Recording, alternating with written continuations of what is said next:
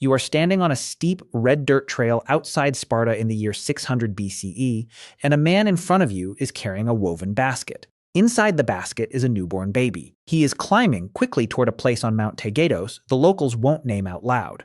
The wind smells of pine resin and goat. Below, the city is waking up. Women are hauling water. Boys are wrestling in the dust.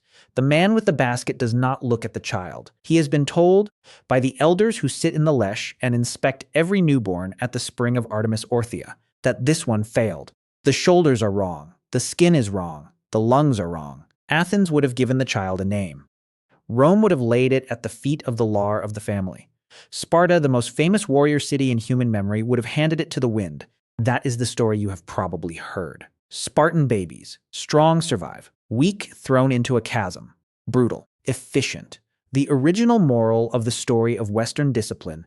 Here is what your modern life has to do with it. You have never watched a single infant judged at a public altar. You have never seen a father walk away from a doorway and never look back. Whatever your thoughts are about Greek history, whatever films you have watched with sun-bronzed men shouting at each other across dusty training grounds, you almost certainly have built your mental image of Sparta on this one image. So we owe it to history to figure out whether that image is real. Why would the Spartans actually throw away their weak babies? And why does everyone from 5th grade textbooks to Hollywood keep getting this answer wrong? Stay with me, because this is one of those rare history stories where digging harder makes the famous version collapse, and the version underneath is way more interesting. The first thing the story you've heard gets right is that something at the beginning of life in Sparta really did involve a judgment, not the dramatic cliffside dropping of a movie scene. Something quieter. Plutarch, writing around the year 100 CE, almost 700 years after the events he's describing, in his Life of Lycurgus in section 16, gives us the version we all quote. After a child was born, he says, the mother washed it in wine, not water.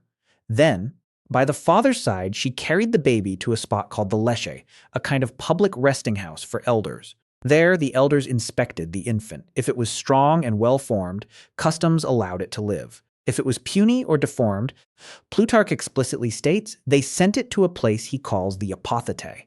The word literally means a place of putting away. Plutarch adds, almost as an afterthought, that it was the same place where the Spartans later disposed of state criminals. So Plutarch gives you a verdict, a committee, a place of disposal that is the spine of the famous Spartan infanticide story. He is the source. He is the mountains on which the modern myth sits, but here is the first thing almost no one notices. Plutarch was writing in the early Roman Empire, hundreds of years after Sparta had stopped being a major power. He was a biographer, not a Spartan. He was also, famously, a writer who delighted in telling you what made Greece different, shocking, primitive, oddly beautiful. Sparta was his favorite prop. He needed Spartan baby exposure to make his moral lesson about discipline land. The second layer of the story is even more unsettling. For centuries, everyone just assumed Plutarch's Apothetae was the same as the famous Kaiadas chasm, sometimes called Keadas, on Mount Taygetos. Tourists still drive up to a cleft in the rock outside the village of Trippi. They look down into a 40-meter shaft. They imagine the screaming. Modern investigators have actually gone down with ropes and proper gear. In modern excavations of the cave, mostly carried out in the 20th century, they did find a large collection of human bones. The crucial detail the modern surveys bring back is what kind of bones they are. The bones belong mostly to adult men. 600 of them have been counted at one rough estimate, mainly male, mainly grown. Skulls with sword cuts, some with bronze arrowheads still embedded, dating to the 6th and 5th centuries BCE Sparta at its imperial peak. These bones almost certainly belonged not to babies thrown down at birth, but to adult men thrown down at execution. Criminals, traitors, prisoners of war in some cases, helots in revolt. So the story most people tell, the one film after film keeps telling, confuses two very different things. A late literary mention by Plutarch of a place called the Apothetae, and an actual cave whose archaeology record lines up with state execution, not infant disposal. The third layer hits even harder. Because in 2021, the classical scholar D. Sneed, whose article Disability and Infanticide in Ancient Greece was published in Hesperia, Journal of the American School of Classical Studies at Athens, did something the field had been waiting for. Instead of just arguing about Spartan dramatic intent, Sneed walked through every surviving reference to Greek infanticide across the entire ancient record.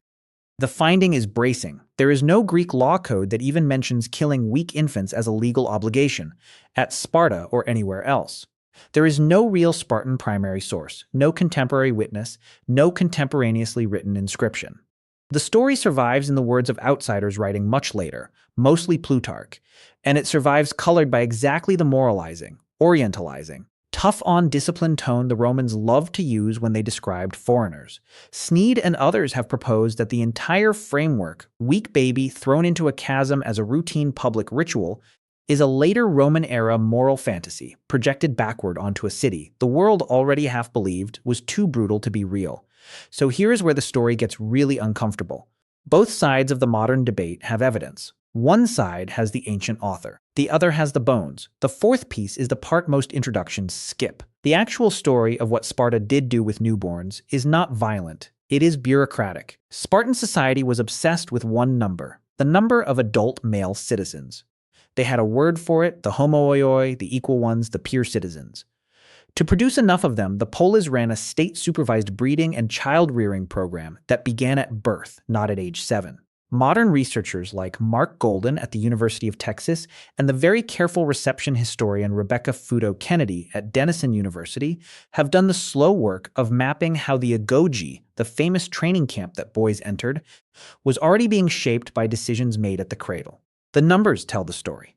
At the start of the classical period, Sparta had roughly 8,500 adult male citizens. By Aristotle's day, the 4th century BCE, the figure had collapsed to somewhere around 1,000. By the time of Agis IV, near 240 BCE, fewer than 700 remained. That is a population collapse of over 90% in 200 years. Whatever Sparta was doing, killing babies was not its real demography problem. The thing Sparta was actually doing, the slow, quiet thing, was missing legal marriage, failing to produce children at the rate it needed, letting citizens be cut off from civic roles, refusing to redistribute land and wives. Aristotle, writing the Politics, points out that in his own time, Sparta had become a city of single men and childless inheritances, a place where the laws of the legendary lawgiver Lycurgus had trapped the living in the legalism of the dead. It is one of the most tragic demographic stories in the ancient world, and almost nothing in it involved a chasm. So if Sparta did not, in any routine sense, throw its weak babies away, where did the story come from, and why is it still the most powerful image of ancient Greece anywhere on the planet? The fifth answer is the strangest and the most revealing. Sparta, as the historian of politics and of moral imagination, has always been a city of the outsider's imagination. Athenians invented the myth to make themselves look soft by comparison. Romans invented it to market the idea of a disciplined ancestor. Enlightenment philosophers used it to ask whether a city can be made moral by terror. Modern dictators used it. So did schoolboy essayists for 200 years. Every generation invests Sparta with whatever it needs to argue about. The baby at the cliff edge is an image we keep returning to because it does a kind of moral work no honest history can do. It lets the storyteller say, civilization is fragile. Order needs an edge. Some of us are worthy. Some of us are not. The version where Sparta calmly inspected each child at birth is more accurate, more bureaucratic, and far less useful for selling anything. So it lost. Now consider what this means for you watching this today. You probably cannot name a single Spartan infant in any real legal record. The trial of that child, if it happened, is gone. Up on Taygetos today, the pine trees drink the same light. The opening to the shaft is still there. The bones inside it are mostly the bones of grown men, killed for reasons of state cruelty, not the bones of a few days old children whose fathers were told to keep walking. The famous image of Spartan brutality is essentially a literary fossil of an ancient misunderstanding, not a feature of the city that built an empire in Greece. Sparta was scary. Sparta really did throw people into that chasm. The bones prove it. The people were almost always criminals and prisoners, not children. The thing that made the city frightening was not that it killed the weak. It was that it killed the inconvenient and then wrote itself down as the city that never did either. Hold that thought, because next week we dive into agoge at 19. The secret coming-of-age ritual the Greeks would not even whisper about. Most modern students of the classics have never heard of it. Almost no one outside the field knows it happened. Subscribe and you will be one of them. Drop a comment telling me what Spartan myth you grew up believing. The strangest ones always end up in my next script. Hit subscribe so we can do this again.